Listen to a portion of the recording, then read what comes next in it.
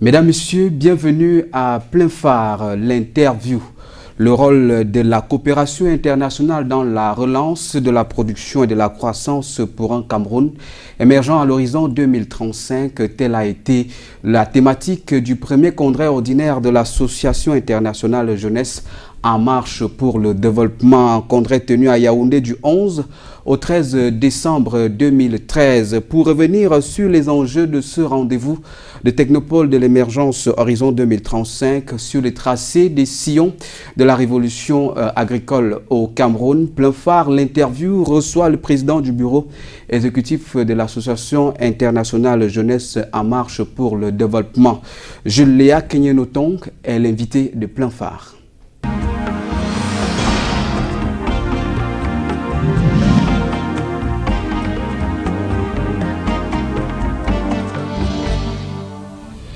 Julia Kenyenoton, bienvenue sur Plein Phare, l'interview. Disons déjà un salut fraternel à tous vos auditeurs, aux autorités de la République et à tout le monde agricole et paysan camerounais. Voilà, avec vous, vous organisez dans le cadre de votre association un congrès ordinaire sur le rôle de la coopération internationale dans la relance de la production et de la croissance au Cameroun. Quels sont les piliers d'une telle thématique Disons que les piliers d'une telle thématique sont déjà énoncés à travers la formulation du thème, à savoir la coopération internationale a un rôle fondamental, un rôle essentiel à jouer dans la relance de la production.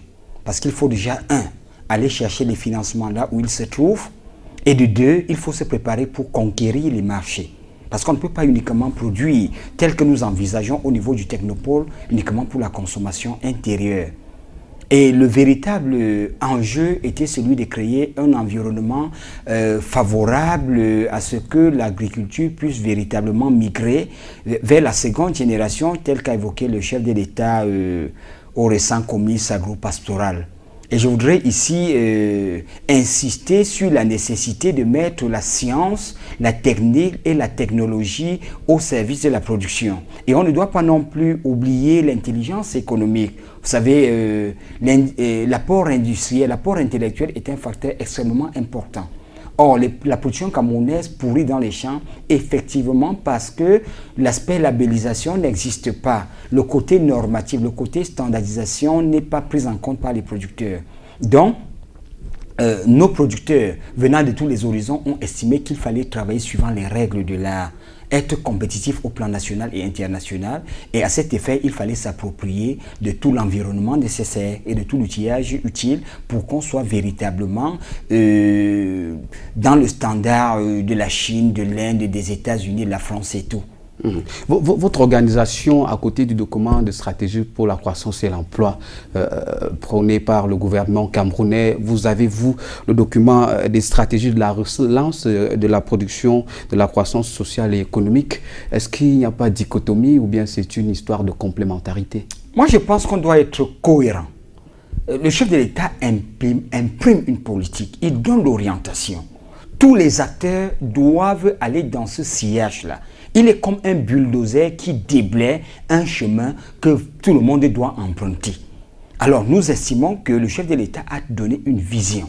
Et alors, il ne peut pas donner la vision et agir en même temps. La société est organisée, il y a la société civile, il y a les acteurs de l'économie, la population, le gouvernement. Chacun doit faire son travail. Et c'est à ce niveau-là que nous, de la société civile, avons estimé qu'il faut passer à l'offensive. Parce que le Cameroun regorge paradoxalement beaucoup d'intellectuels bien formés dans nos universités, mais qui malheureusement sont à la recherche de l'emploi. Alors que l'emploi, il y en a, au point où parfois des étrangers viennent trouver de l'emploi chez nous. C'est un paradoxe. Je prends le cas de l'université Yaoundé 1 qui forme où on a des masters en production végétale, en production animale, en sciences de l'environnement et dans le secteur économique qui disent qu'ils ne trouvent pas l'emploi. Pour nous, c'est un paradoxe, alors que tout est à faire au Cameroun. Le Cameroun, c'est comme un Eldorado vierge où chacun doit venir occuper ses espaces pour pouvoir investir, créer de la richesse, créer de l'emploi. Et ça, tel a été notre leitmotiv durant les 5 premières années de notre existence, 2008-2013. Donc le congrès est aussi un moment d'évaluation pour savoir le chemin parcouru et ce qu'il nous reste à faire. Et des objectifs fixés en 2008, nous les avons réalisés à plus de 97%. Donc aujourd'hui, il était question de mettre sur pied un nouveau plan d'action pour les 5 années à venir. Bien entendu, que nous avons endossé à la politique du chef de l'État. Voilà, vous parlez de sciences, de technologie dans la transformation, dans la production, à travers ce que vous appelez technopole de l'émergence Horizon 2035. Est-ce qu'on peut savoir c'est quoi ce technopole-là pour l'émergence? Disons déjà que le technopole, en fait, est une zone économique. Et Dieu merci, le chef de l'État a promulgué la loi régissant les zones économiques, c'était le 16 décembre 2013. C'est une zone économique où des entrepreneurs sont appelés à investir dans un cadre légal et réglementaire bien précis. Alors, nous constatons que l'économie camerounaise est à grande majorité informelle. Il faut la formaliser. Et pour la formaliser, il faut commencer à créer des cadres. Je prends un exemple, la production. Si je prends le cas, par exemple, du rhizopole que nous démarrons en janvier au niveau de Lobo. Il ne suffit pas de demander aux producteurs de produire et de croiser les bras. Non. Nous devons construire la chaîne pour que l'industrie du riz décolle, l'économie du riz devienne véritable. Que le riz produit sur le marché se retrouve dans les supermarchés au Cameroun et à l'international. Pour cela, il faut déjà commencer à voir quelles sont les normes et les standards. La norme existe, nous allons nous rapprocher de la norme pour pouvoir travailler, évaluer la qualité nutritive de ce riz comparativement au riz pakistanais, au riz vietnamien, au riz indien, au riz chinois et tout cela, et pouvoir maintenant étiqueter le riz du Cameroun et pouvoir le vendre à l'export, comme l'a fait la Cameroun Development Corporation avec Banana Makossa.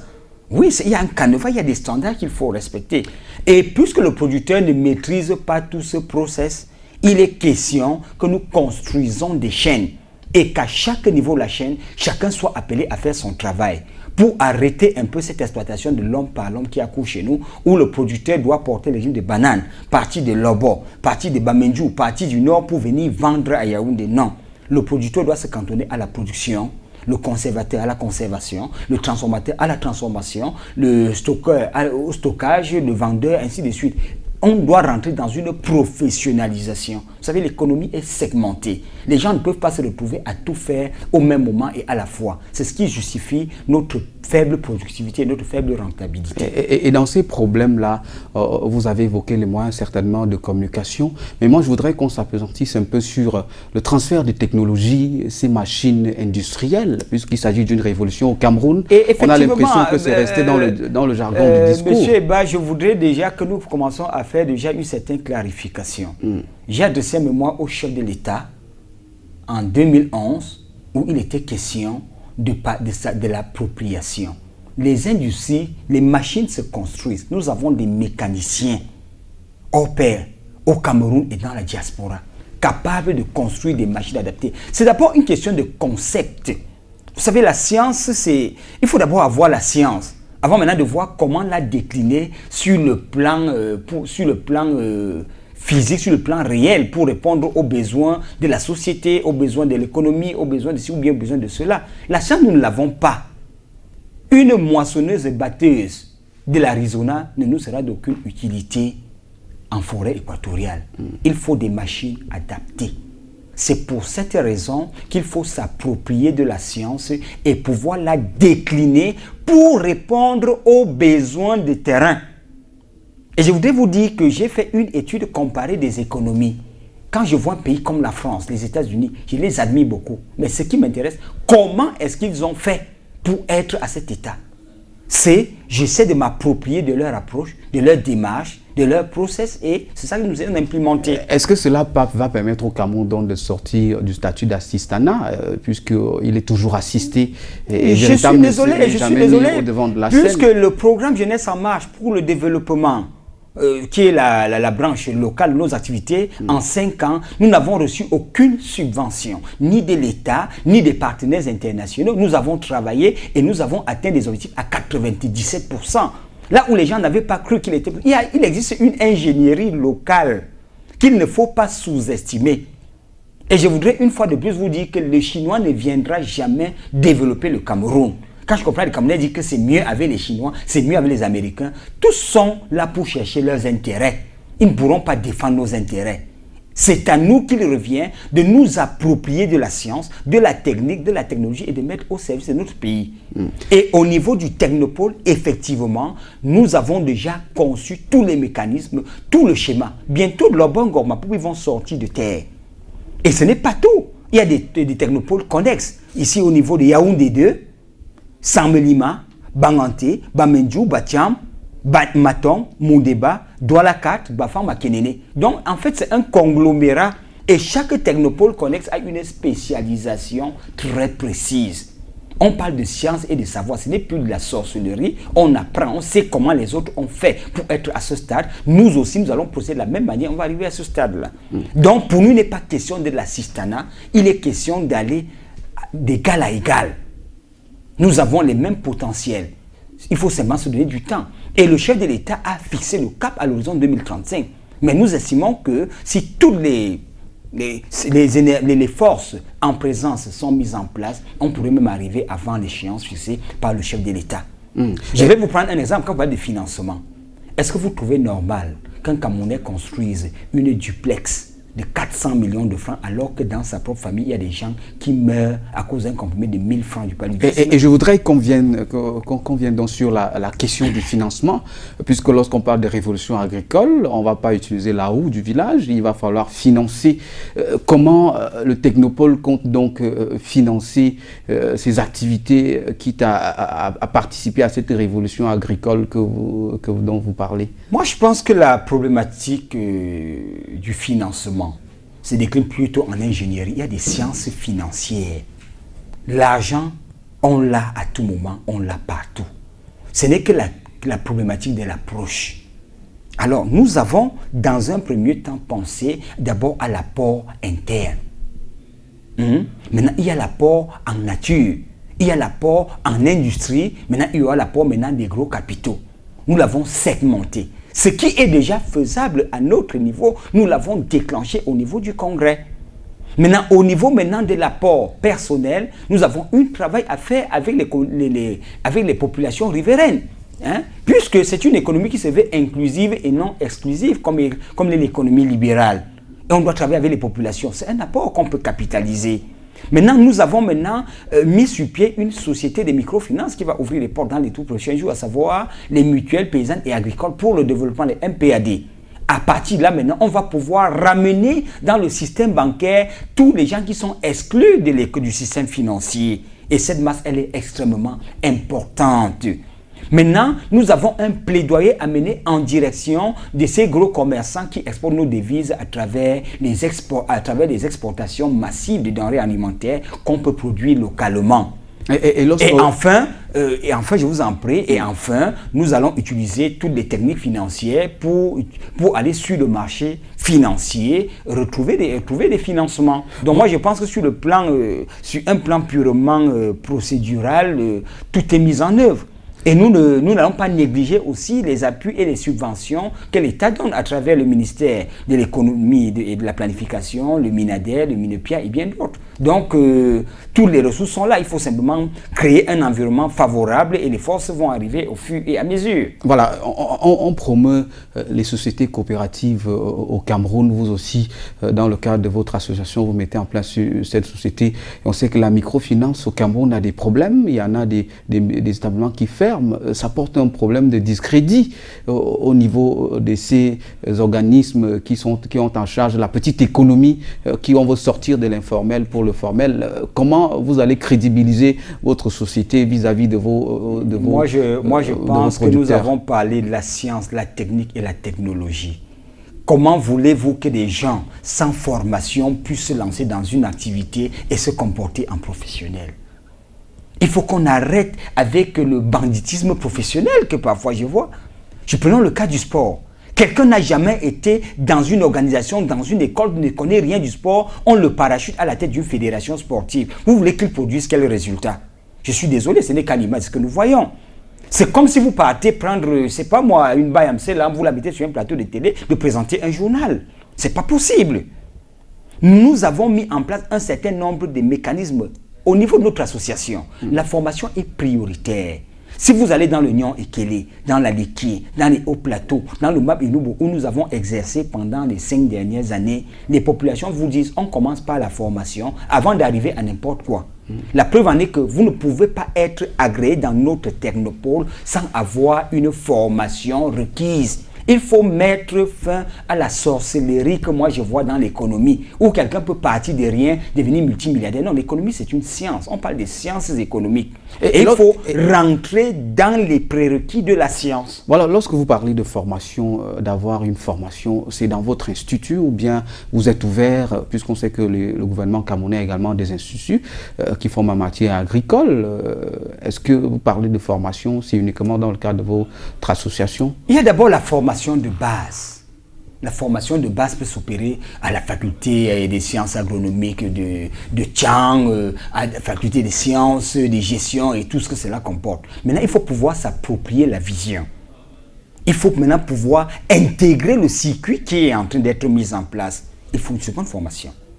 Et là, je pense qu'au niveau de l'université agricole que nous avons pris soin de mettre sur pied, c'était pour régler toutes ces problématiques qu'on devrait rencontrer dans la mise en œuvre. Parce qu'il faudrait que nous ne voulons plus avoir des produits des produits semi-finis. Il faut avoir des produits finis. Donc, il faut donner une formation intégrale aux opérateurs. Qu'on soit agriculteur à la base, qu'on soit manager au sommet, il faut être formé à cette vision, à cette dynamique. Je prends un exemple. Quand le chef de l'État, par exemple, a dit émergence horizon 2035, mais il fallait bien que nous nous approprions de cette politique. On a travaillé pendant des mois, pendant des années pour s'en approprier, pour pouvoir aussi sortir notre document endossé à cette vision. Donc, il faut qu'on arrête le charlatanisme où n'importe qui monte sur des plateaux et raconte n'importe quoi. Il faut pouvoir décliner la vision en activité pratique. Monsieur Keigne, lorsqu'on regarde cette formation, on regarde cette initiative de booster la production, la transformation de l'économie camerounaise, on se demande, votre association, vos activités sont à l'endroit des petits paysans ou des messieurs de la grande classe? Qui est interpellé par votre activité? L'activité est interpellée par le producteur. Qu'on soit de la petite classe, qu'on soit de la grande classe. Je ne sais pas ce qu'on appelle pas petite classe, parce qu'on appelle grande classe. Moi, j'ai connu des paysans formidables dans les campagnes, avec des philosophies, avec des visions, avec des activités extraordinaires. Ce que vous appelez grande classe, parfois, ça laisse à désirer. Vous voyez un monsieur qui a conçu une grosse diplôme, mais quand vous y allez, quand vous abordez la personne, elle est vide. Donc, la formation intéresse le producteur. Nous voulons avoir des acteurs de terrain. Le Cameroun souffre, on spécule beaucoup au Cameroun, mais sur le terrain, on ne trouve personne. On forme des ingénieurs, des techniciens dans les écoles d'agriculture, à la faculté de Ngaoundé et tout. Sur le terrain, ce sont des débrouillards, des gens abandonnés à eux-mêmes. Et je voudrais vous faire une petite révélation. En 2009, le gouverneur de la région du Centre, représenté par le conseil aux affaires sociales, est venu lancer le plan Exode urbain. Nous avons déjà mis en place un ensemble de mécanismes qui visent à déporter la jeunesse qui est marginalisée en ville vers des campagnes pour produire la richesse, pour créer des emplois. Il y a toute une vision là-dessus au niveau de notre organisation. Et nous estimons que la jeunesse mérite mieux que ce dont elle est victime au niveau des marchés Mokolo Central, à Douala, Mbopi et tout, Makepe, avec cette histoire de lutte contre le désordre humain. Nous avons pensé que c'est un plan global. Donc, il n'y a pas question de petits. Ces enfants qui ont le doctorat, qui ont la maîtrise dans les rues, ne sont pas des grosses têtes. Quel est alors le critère de grandeur? Est-ce une grosse cylindrée? Je m'en moque. La cylindrée ne m'intéresse pas. Et nous voulons même aller plus loin en demandant au ministre de l'économie et des finances de surtaxer les articles de luxe et plutôt d'exonérer les articles de la production. Donc nous pensons qu'il y a même un transfert de compétences qui va être mis sur pied pour que plutôt on voit débarquer au port de Douala plutôt des industries de transformation, des machines pour la mécanisation et tout ça. C'est possible. Qu'on arrête avec les voitures de luxe qui ne nous apportent rien en termes de plus-value. Voilà, vous avez parlé que votre premier congrès ordinaire, il s'agissait de faire le bilan des 5 années d'existence. Lorsque vous parlez de la réalisation de vos ambitions à plus de 80%, est-ce que vous allez dormir sur ce satisfait-ci? Ou bien quel est l'avenir de l'Association internationale de jeunesse en marche pour le développement? Moi, je pense que s'engager, dans un appel comme celui du chef de l'État, exige de très gros sacrifices. Donc je pense que notre congrès nous a ramenés à zéro. On est en train de recommencer. On ne peut pas, donc pour moi, les 87% sont même déjà oubliés. On est dans un commencement. Oui, c'est peut-être dommage, on n'a pas eu à beaucoup communiquer par le passé pour des raisons d'ordre financier, mais nous avons dit qu'on va faire actuellement avec les médias pour se rendre plus visible. Ce qui est ma présence sur ce plateau. Très peu de personnes savent ce que nous avons fait dans les campagnes, ce que nous avons fait pour l'économie. Est-ce que vous savez que j'ai adressé mes mots au chef de l'État pour la reprise du comice agropastoral? Nous avons mené un lobby pour que le paysan camerounais soit valorisé, qu'il retrouve son honneur et sa dignité. Nous avons travaillé dans ce sens-là. Ce n'est pas les responsables de la Chambre d'agriculture qui me démentiraient. On a fait un travail de l'ombre. Et nous avons, en créant le technopôle de l'émergence, Horizon 2035, basé en Gorma Poubi-Lobo, coordination à régime spécial, nous avons placé sous le très haut patronage du chef de l'État, parce qu'il veut de l'action. Son action doit être rendue visible. On doit arrêter avec le banditisme politique où des gens vont sur des plateaux bavarder pour avoir des hauts postes. Que des gens descendent sur le terrain montrer ce qu'ils font. C'est ça qu'on a besoin. On n'émerge pas dans les discours, on doit émerger dans des actes, on doit émerger dans des faits. Quand je vois Jerry Eba sur un plateau de télévision qui présente un talent, voilà une action concrète. Alors on ne doit pas venir tous les jours sur les plateaux, je suis docteur en ceci, je suis docteur. Vous savez, j'ai mes étudiants récemment, ont discuté, ils me disaient, monsieur Kenye, vous êtes quelqu'un très simple. Je leur disais, non, moi je suis un professeur de la rue. Je préfère ne pas être diplômé de je ne sais quoi, mais décliner les idées en actes réels. Et ça, c'est le fruit de plus de 23 années de recherche de terrain, dans l'informel, dans les campagnes, dans presque 8 régions du Cameroun. Donc je sais de quoi je parle.